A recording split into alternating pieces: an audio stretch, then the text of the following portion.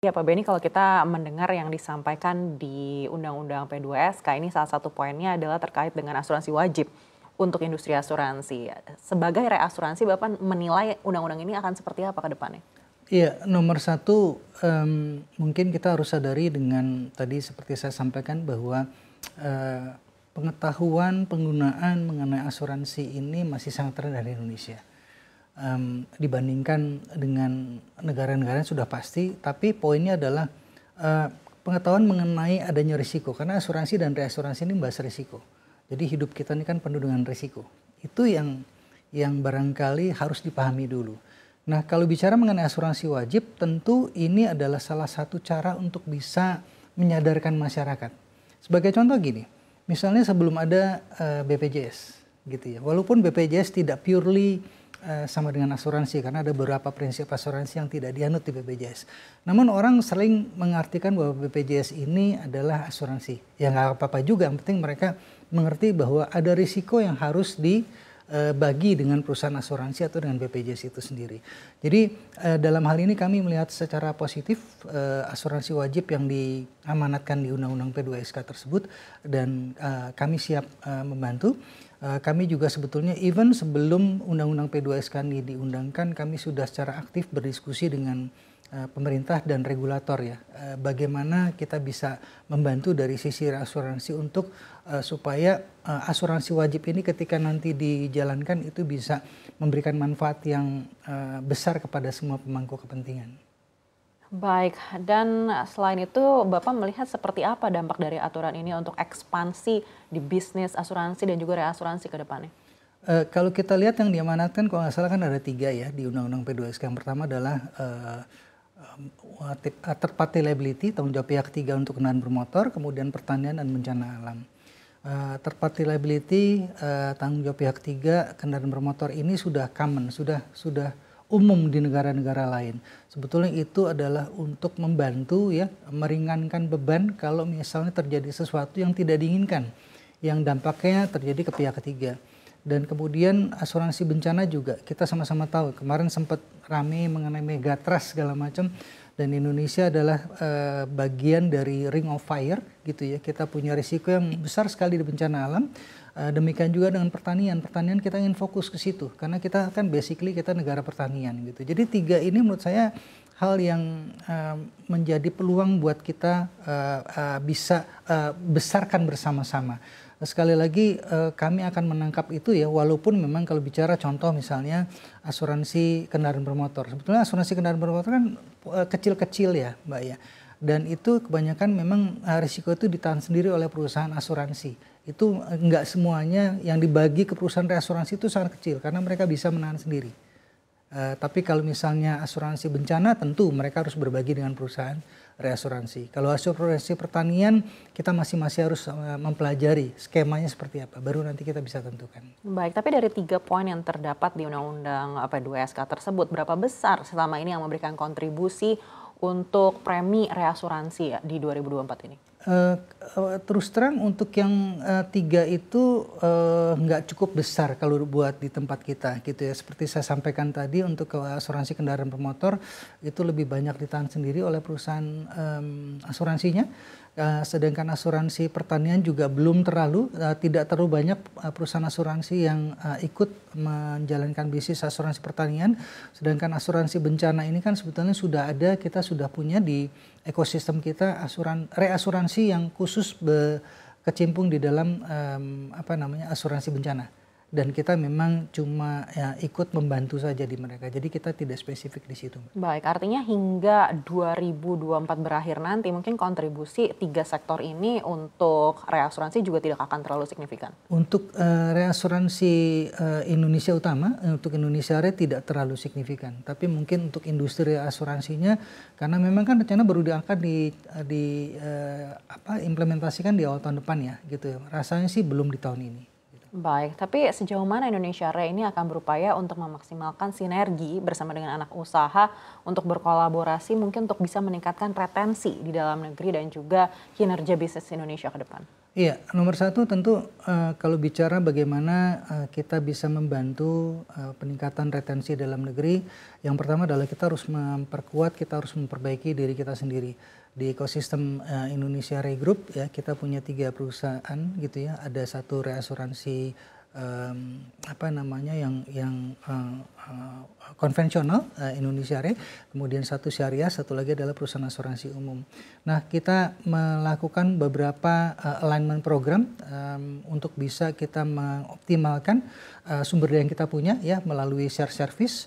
Kemudian bagaimana kita juga bisa membuat produk yang lebih inovatif dan terintegrasi di grup kita, termasuk bagaimana kita bisa menjaga tata kelola terintegrasi. Nah, kemudian kalau bicara mengenai retensi dalam negeri, tentu kita harus bekerja sama dengan ekosistem yang ada, baik itu perusahaan asuransi maupun reasuransi. Dalam nomor satu tentu kita membuat kapasitas kita menjadi lebih besar ya, kita bikin pool dengan tentu spesifik produk ya.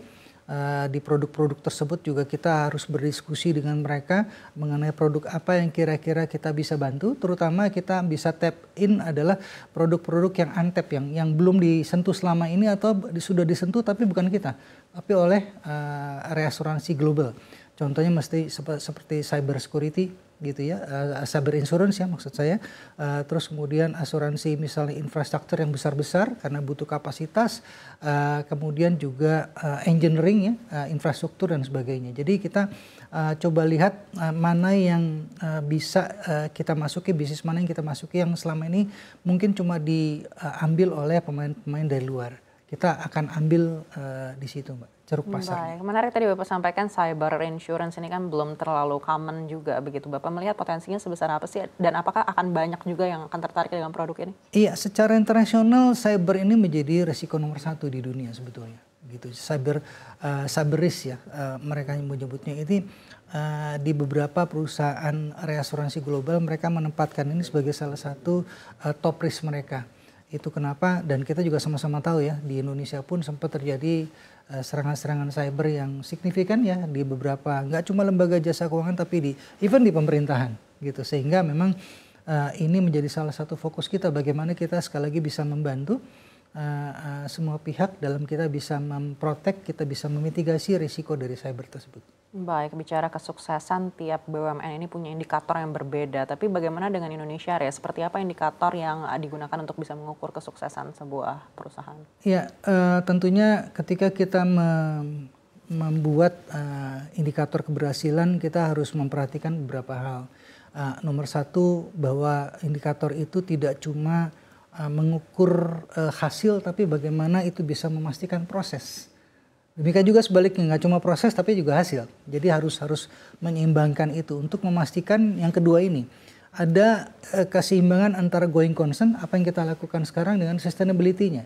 Kita nggak cuma berpikir bahwa bisnis ini mesti dijalankan sekarang, tapi besok gimana nanti, nggak juga. Atau mikirnya buat besok tapi hari ini juga kita sengsara, enggak. Jadi kita juga harus menyeimbangkan antara going concern dengan sustainability-nya. Yang ketiga tentu karena kita bagian dari sebuah ekosistem ya, jadi indikator keberhasilan juga harus mempertimbangkan ekosistem yang ada baik internal maupun eksternal. Contohnya kalau internal tentu bukan cuma kita sebagai pengelola, pemegang saham, termasuk juga karyawan kita.